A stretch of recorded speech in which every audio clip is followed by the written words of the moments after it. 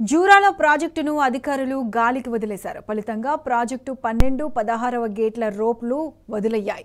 Iron rope హుక్కులు ఊడిపోయాయి. దీంతో 2 గేట్లకు ప్రమాదం పొంచి ఉంది. వెంటనే మరమ్మతులు చేయకపోతే కొట్టుకుపోయే ప్రమాదం ఉన్నట్లు తెలుస్తుంది. కాగా ఈ ఎండాకాలంలోనే జూరాల గేట్లకు అధికారులు రిపేర్లు చేశారు. అయితే తూతూ మంత్రంగా పనులు చేయడంతోనే ఈ పరిస్థితి తలెత్తిందని నీటిపారుదల రంగం నిపుణులు అనుమానం వ్యక్తం చేస్తున్నారు.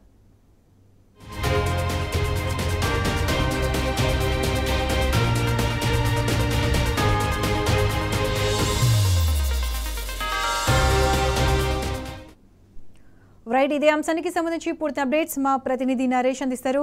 నరేష్, చెప్పండి, జూరాల ప్రాజెక్టులో 12, 16వ గేట్ల రోప్లు వదిలేయాయి, మరియు ఐరన్ రోప్ హుక్కులు కూడా ఊడిపోయినట్టు తెలుస్తుంది.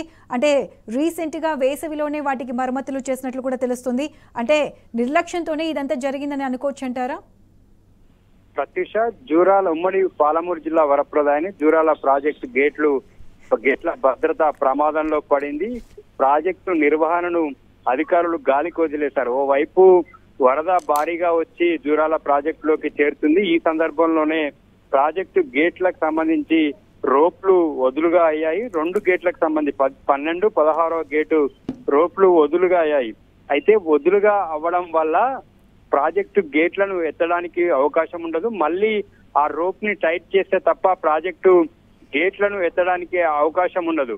ఈ 2 గేట్ల వద్ద కూడా ఈ పరిస్థితి ఉంది. మరోవైపు మొన్న వేసవి కాలంలోనే ఈ ప్రాజెక్టు గేట్లను రిపేర్లను చేశారు. గేట్ల రిపేర్ చేసి నెల రోజులు కాకముందుకే మరోసారి ప్రాజెక్టు గేట్లు రోప్లు లూజ్ కావడంతో ఓ రకంగా ఆయకట్టు రైతులు కావచ్చు, జిల్లా ప్రజలంతా కూడా ఆందోళన చెందుతున్నారు.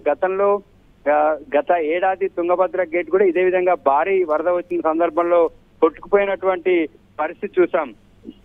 ఈసారి వర్షాకాలం కర్ణాటక రాష్ట్రంలో భారీగా వర్షాలు పడుతున్నటువంటి సందర్భంలో ఇప్పటికే ప్రాజెక్టు 13 గేట్లు ఎత్తి దిగువకు అధికారులు నీటిని వదులుతున్న భారీగా వరద వచ్చిన సందర్భంలో 30-40 గేట్లు కూడా ఎత్తాల్సినటువంటి అవకాశం ఉంటుంది. కానీ ఈ ప్రాజెక్టుకు సంబంధించి రూప్లు వదులు కావడం వల్ల ఈ 2 గేట్లతో పాటు ఎత్తేటటువంటి అవకాశం ఉండదు. మళ్ళీ రిపేర్ చేస్తే తప్ప గేట్లను పైకెత్తి వరద నీటిని దిగువకు వదిలేటటువంటి ఆస్కారం ఉండదు. ఈ గేట్లు వదులు కావడం వల్ల గేటు బెండ్ అయ్యేటటువంటి అవకాశం ఉన్నట్లుగా కూడా తెలుస్తుంది. ఇప్పటికే ఈ ప్రాజెక్టుకు సంబంధించి నెల రోజుల క్రితమే మరమ్మతులు చేసినప్పుడు కూడా మరమ్మతులు సరిగా చేయకపోవడం వల్లనే ఈ పరిస్థితి తలెత్తినట్టుగా తెలుస్తుంది. అయితే ప్రస్తుతానికి ఇక్కడ అధికారులు ఎవరు కూడా లేరు. ప్రాజెక్టు నిర్వహణ పూర్తిగా గాలికి వదిలేసినటువంటి పరిస్థితి మనం చూస్తున్నాము. ఆయకట్టు రైతులకు సాగునీరు ఇచ్చేటటువంటి ప్రాజెక్టు ఉమ్మడి పాలమూరు జిల్లా వరప్రదాయమైనటువంటి ప్రాజెక్టు నిర్వహణను పూర్తిగా ప్రభుత్వం గాలికి వదిలేసింది. నెల రోజుల క్రితం జరిగినటువంటి పనులన్నీ కూడా సరిగా చేయకపోవడం వల్లే ఈ పరిస్థితి వచ్చిందని చెప్పొచ్చు. Pratyusha. Right Naresh, thanks for the updates.